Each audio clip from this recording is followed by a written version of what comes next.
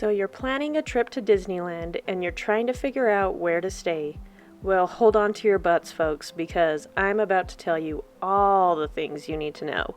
And I mean all the things, because there's just some things that some people won't tell you. But I will. This is not going to be your run-of-the-mill hotel review and rundown. No, no, no. We are going to deep dive into all my tips and a lot of helpful information to really help you find the right place for your next trip to Disneyland. Let's get started.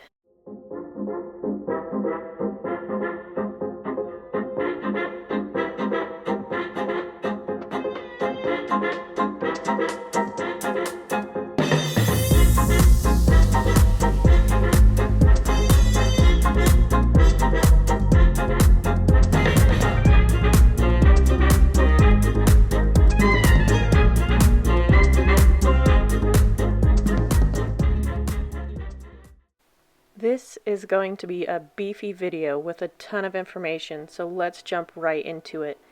As always, feel free to like this video if you like what you see today, and subscribe to the channel if you want to see more from me. Booking a hotel for a Disneyland trip is a bit different than your average vacation booking. There's some things you need to consider and know beyond your basic price point and location breakdown. Now, before I give you a couple of specific hotels and ideas, I do want to give you a couple of quick pointers to keep in the back of your mind.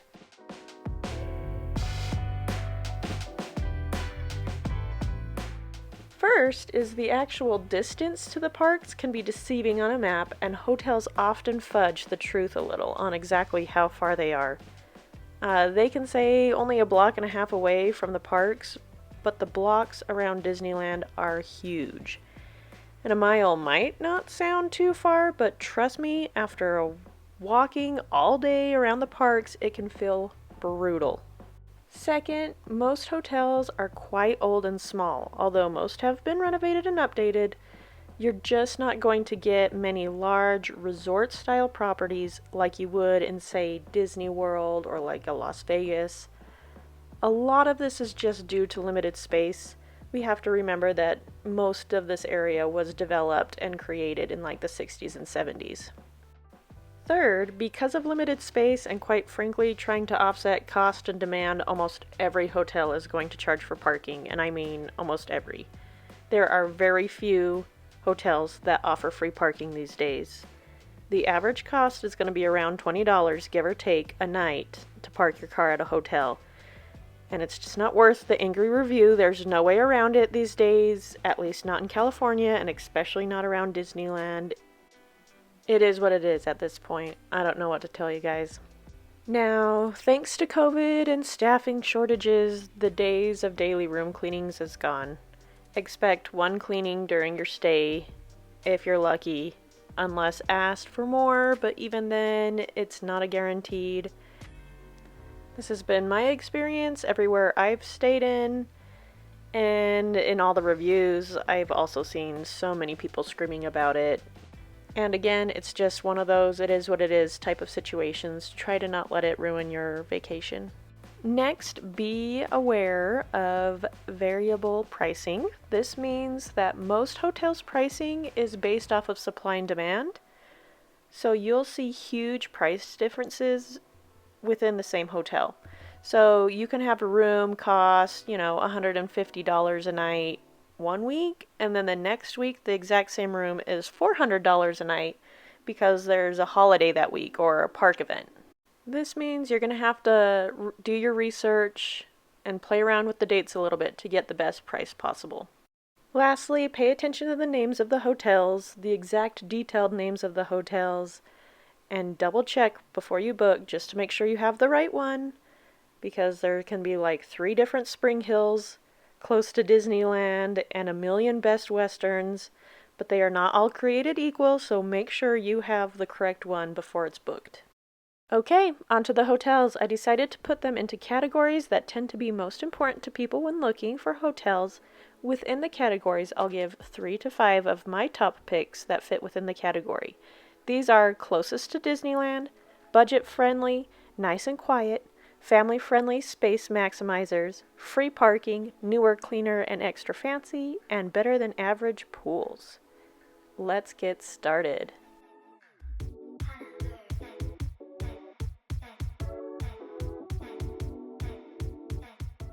Closest to Disneyland. These are going to be the hotels that are the most walkable, while also being pretty decent hotels. I won't be including any of the official Disneyland properties in this video. They will need to have their own video. Prices will vary amongst these hotels that I give you. Most of the prices will be a little bit higher than some of the other hotels just because they're so close to the park. The biggest requirement for this category is these hotels had to be a block or less away. Very walkable distance to the east entrance of Disneyland. First up, we have the Best Western Plus Park Place Inn Mini Suites. This is the absolute closest you can get. It's literally straight across the street from the Disneyland entrance. Now note, with that, outside of your hotel you will have a constant stream of park goers. But if that doesn't bother you, or you just request a room off of the street, that should be fine. They offer free breakfast, only $15 a night for parking, which is a screaming deal. And then they just have like a separate little couch area, gives you some extra space, hence the mini suites. Most nights will be around the $300 mark, give or take. It's really not too bad of a deal for what you're going to get. It's not the newest or fanciest hotel, but it's nice enough. It's a pretty decent little hotel. And right next door you have the Tropicana. Nothing too fancy here, but it is very close to the entrance. It's had a little facelift. It's pretty modern. It gets really good reviews as far as cleanliness and general experience goes. Most of the rooms will have a twin-size little mini pull-out couch. Parking will cost you around $22 a night here, and the prices usually sit around the $200 to lower $300 mark. Next, you have the Anaheim Camelot Inn and Suites, still very close, not too far away from the Tropicana. It's been remodeled recently. It has kind of just like a low-key castle theme going on with it. A lot of the rooms can sleep up to 6 people. They have several different options for suites. As far as I understand, they have some kind of stroller rental out of there too. Let's see. They also have a McDonald's right outside the entrance, so that's always a plus to people for a quick breakfast. Parking will run you about $22 a night, and then it will cost you about $200 to $400 a night, depending on what size of your room and what time of year you're going. The Fairfield Inn by Marriott Anaheim Resort is right next door to the Camelot Inn, and I would say it's a step up from the others that we've just mentioned. They have secure parking, so you have to go through a guarded gate first. They have a Panera Bread right in front of it, which is so helpful when you have been eating at the park all day and you just need some vegetables and healthier meal options. It's a bit more off the street, so it's a little bit quieter than a lot of the hotels in this strip. Almost every room has a pretty good view of the fireworks, and if not, you can kind of pop out in the balcony and watch them still. It has a little arcade for kiddos. Parking will cost you about $24 a night, and your average room will be anywhere in the $200 to $300 range. The Courtyard by Marriott Anaheim theme park entrance is going to be the fanciest of all the choices. And if I'm being quite honest, I think I would totally stay here over any of the Disneyland hotels. Save myself a couple $100s, but still have a really awesome experience. This hotel, again, has awesome views of the fireworks from most of the rooms. The majority of the rooms are going to have a bunk bed in it, as well as a legitimate seating area for eating with a table, which is very handy. They also have options for larger suites, so I would look into that. Of course, they're well known for their awesome water park that they have. We'll talk about that a little bit more later. They have a Starbucks in the hotel, as well as a bistro that I would say is a step above the typical hotel restaurant food. option. They do have valet parking only, which will cost you about $35 a night. And I would say the cost of the rooms seem to sit around the $300 and $400 range, but I've also seen them go higher than that. Budget friendly. Now, because I won't suggest or talk about any hotels that either I haven't stayed at already and enjoyed my stay enough to suggest it, or I've heard good enough things through my research that I would book the hotel tomorrow for my family personally. So when we're talking budget-friendly hotels, I still have a certain level of expectations for these picks. They still need to be pretty close, with a mile or so. Still need to have a reputation of being clean, and it can't be in a creepy part of town. I figure everyone can change the filters on their search to find the absolute cheapest stays, but this is beyond that. These picks are going to be places that, all things considered, will still work and be a pretty good, solid choice for a nice and magical stay without completely breaking the bank. The cost of these hotels should sit under $200 a night for most stays throughout the year. First up is the Anaheim Majestic Garden Hotel. You will see mixed reviews on this hotel. We have stayed here several times and I've thoroughly enjoyed my stay. The cost sits pretty consistently under $200 a night, sometimes even in the lower 100s. The cheapest rooms do need some updating. I have a feeling it will probably be happening soon, so they aren't the fanciest. If you can upgrade a little bit, the upgraded rooms are worth the cost. They have fun castle theming going on. My little one loved the bunk bed. They have a lot of different room size options as well. Their grounds are really nice. The hotel overall is pretty quiet. The pool is decent sized and in a private place. I wouldn't necessarily consider this hotel walking distance, but they do have a very convenient shuttle that is only for their guests, so you won't be stopping at other hotels. It picks up and drops off pretty frequently. The drivers were nice. The cafe in the hotel is pretty decent, and parking will run you about $22 a night. Next is the Alpine Inn. This guy is most definitely walkable. It's just around the corner from the east entrance of the park. In fact, it's right behind Cars Land. It's not going to be your fanciest or your biggest hotel, but it gets really decent reviews for its cleanliness, its friendly staff. It seems like it's had a pretty good little, freshening up update, maybe some new paint and stuff recently. You'll get a clean, solid, basic room.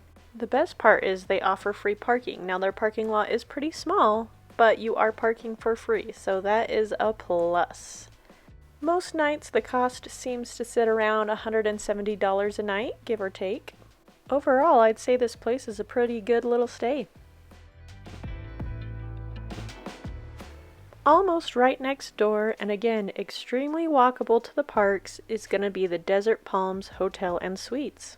You'll find budget-friendly options for different sizes of rooms that allow for larger groups. It's not the newest hotel out there, but it consistently gets good reviews on its cleanliness and its nice staff. One of their perks is they offer a free breakfast. The cost of a night here will sit around $200, even for suites, and parking will be around $25 a night. The lowest cost property on this list is going to be the Alamo Inn and Suites. It's not super duper fancy, but it has consistently good reviews about nice staff and clean rooms. It's walkable, although I would say it's probably a bit of a longer walk, but it also offers free parking, so that can offset that a little bit. So if you want to park at, like, say, the Mickey and Friends parking lot, you can do that without double paying for parking. The cost of this hotel will sit around the lower 100s most nights. Lastly is actually one of my family's favorite hotels, and that is the Suncoast Park Hotel, Anaheim by Hilton. This hotel has a really fun surfer, California vibe theme going on with it. It is really clean. It's pretty new. The rooms are more modern.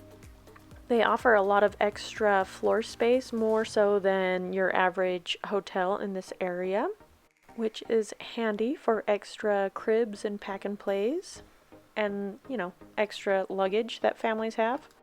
It has a nice little coffee shop and is walkable to the park. I would say it's about a 10 to 15 minute walk to the park. I encountered nice staff there. The parking is going to be $30 a night.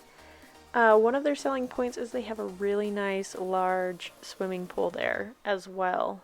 Per night, it will probably cost you somewhere between $150 to the lower 200s. It is a bit closer to the freeway, so I would just suggest trying to get a room with the Disneyland view so you're a little bit further away from the freeway.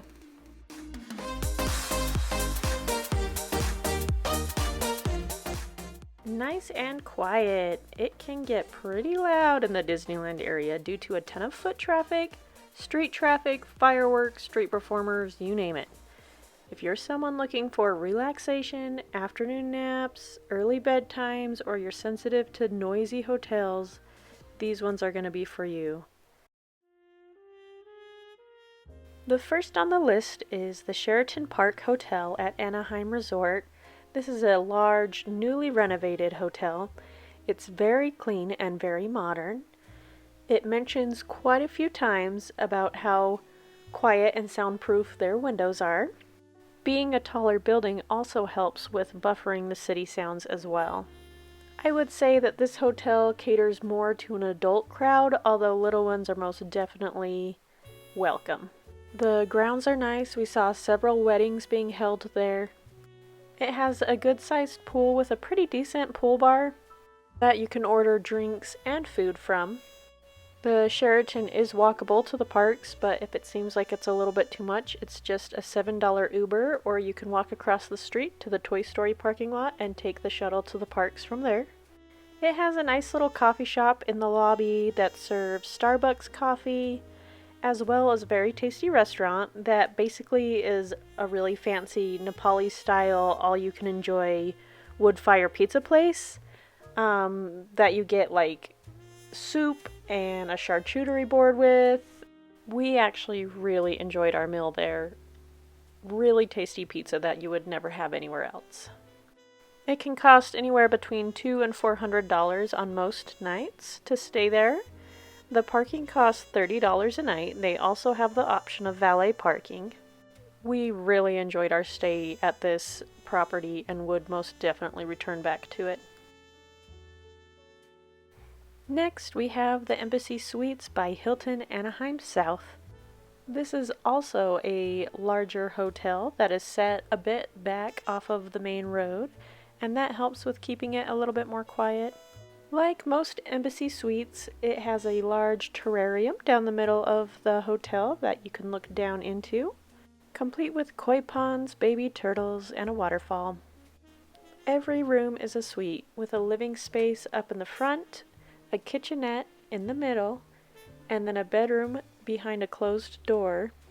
This also helps with buffering sound and getting a better night's sleep. The rooms are newly renovated as well, with a lot of storage space and a lot of helpful surfaces. The pool isn't overly fancy, but it does the trick.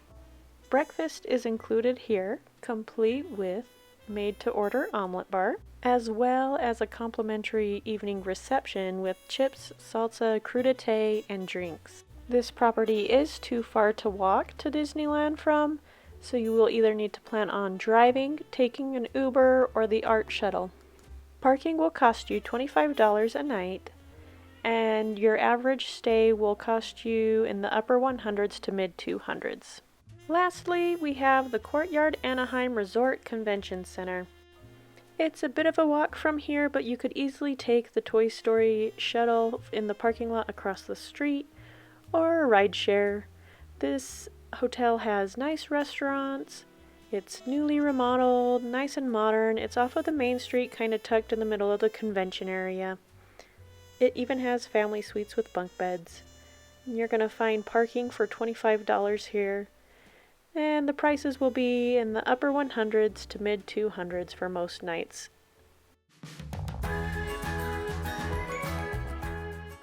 Family-friendly space maximizers. Many of the hotels we've already talked about would fall in this category, but here are two more that I think need to be called out. These are your places that are set up specifically for families with suites or multiple beds and fun theming, separate spaces. They'll usually cost you a little bit more per room, but they'll end up saving you money because you won't have to pay for multiple rooms in the long run. First off, we have Residence Inn at Anaheim Resort and Convention Center. This is a larger hotel that is most definitely walkable to the parks. Each suite has a full kitchen, separate living spaces, oftentimes with pull-outs. Some of the suites even have adorable Monsters, Inc. themed kids' bunk rooms. And a lot of the suites sleep up to 8 people. They have a rooftop pool and splash pad, and they even offer a complimentary breakfast. Parking will cost you $28, and nightly rates will run from $300 to $600 range most nights, but they can vary. Next door is the Spring Hill Suites at Anaheim Resort Convention Center. Make sure you double check the name and make sure you're booking the right one because there are several Spring Hill Suites. This one is walkable to the parks. It has separate spaces for the family, fun Disney theming, bunk beds, a coffee shop, as well as free breakfast in the morning, a rooftop pool. Parking will cost you $28 a night, and the prices range from the 300s to mid 400s. Most of the rooms will sleep about 5 to 6 people. Free parking. I feel like this category is self-explanatory. First, you have the Wyndham Anaheim. It is very much walkable to the park. It's very nice, clean and modern with more of an adult vibe, although it still can be kid-friendly. With a pretty decent restaurant, nightly rates usually sit around the $200 range, but can go up to $300 in the busier seasons. Its sister hotel, Hotel Indigo, sits right next door to it, and its prices are comparable, but also has free parking. The cool thing about these hotels is because they're owned by the same company, you can pool hop between both swimming pools at both hotels. There is also the Castle Inn and Suites. It is close by as well and walkable, pretty much right next to the Wyndham. It offers free parking as well, but I have to admit it's not my first pick, mostly just because of it being a bit dated and ready for a little freshening up and update. Although because of that, you can oftentimes find affordable rates here.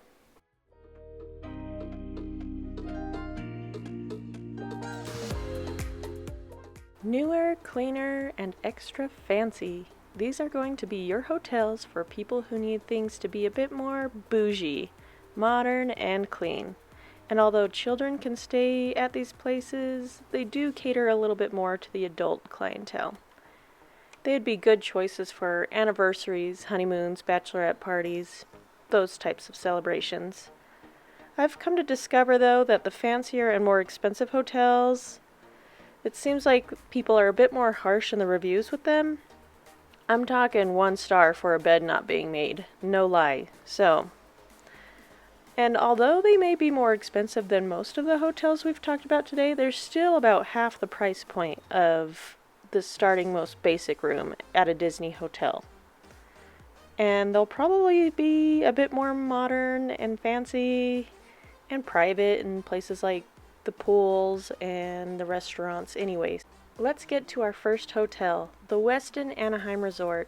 Although this hotel is technically walking distance to the park, it is a little bit of a longer walk. You have to walk to the back of the park to the downtown Disney entrance and then walk through downtown Disney to get to the parks. But you'll still get beautiful views of the fireworks from the rooftop amenities. This hotel sits more in a 4-star category type of a hotel, so you're going to get things like valet parking, presidential suites, fancy rooftop pools, with firework views, nice pool bars and cabanas, multiple nice restaurant options, and they seem to have gone above and beyond with their fitness room.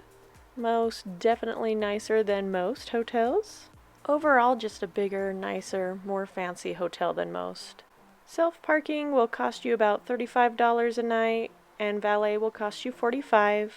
The cost of a room per night ranges anywhere from about $400 to $700 most nights. Next is the JW Marriott Anaheim Resort. This is probably the furthest walk of all of these hotels. You could walk to the Toy Story parking lot though and take the shuttle from there.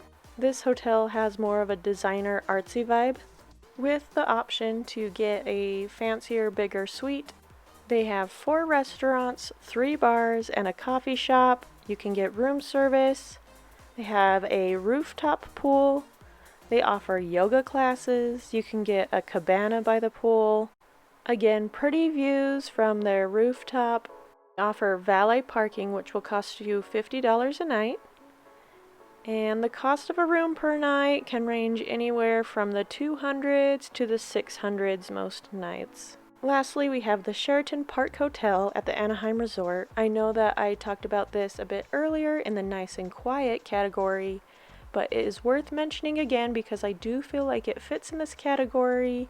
It's maybe not quite as fancy as the other two, but I feel like you can get a similar experience for a little bit less money than the others, and it's actually even a little bit more walkable to the parks as well. So I think it's a good option in this category. Better than average pools. Since most hotels around the Disney area are just very lackluster in the pool area, I felt it deserved its own category. These are some of the hotels that have gone above and beyond to provide fun outdoor experiences and fabulous swimming pools so you can take full advantage of that beautiful California sun. Okay, we're coming back to the Courtyard Anaheim theme park entrance. We saw this in the closest to Disneyland category, but I had to circle back to it because of its amazing water park. You're going to find numerous water slides, splash pads, kiddie pools, hot tubs. It's very close to the parks. You're going to get a nice hotel that's going to be a blast for the kiddos. Next is the Viv Hotel Anaheim, a tribute portfolio hotel by Marriott. Wow, that's a mouthful. This hotel is not walkable, but where it lacks in walkability, it makes up in design and outdoor entertaining.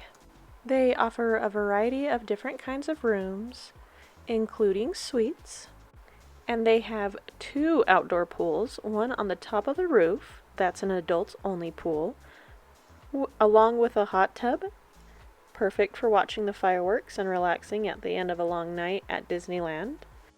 A more kid-friendly pool with a light-up splash pad. They have pool bars as well as cabanas and hotel restaurants. The cost per night for a room ranges from $200 to $500 most nights, and parking will cost you $35 a night. Lastly, we have Cambria Hotel and Suites Anaheim Resort. It's not very walkable, but you could walk to the Toy Story parking lot. You just enter from Catella, and you could take the shuttle to the park from there. They have a lot of restaurants nearby. They offer free breakfast. They have a poolside bar, a large pool, a kiddie pool, hot tub, 2 water slides. The water park is an extra cost, but I do know that you can book it through Getaway Today, and that usually includes the water park in your cost. They do outdoor movies by the pool at night and have suites that can sleep up to 7 people. And they even have a basketball court. How cool is that? Do get a more affordable price per night. It's about upper 100s to 300s most nights because it is further away from the park. And parking will cost you $30 a night. Okay, folks, that is all I have for you today. If you're still with me, you win all of the awards. I hope this has been helpful for you, and if it was, please consider giving a like and possibly subscribing to my channel for more tips. If I missed your favorite hotel, feel free to leave a comment sharing which one you like the most. Thank you again, and we'll see you real soon.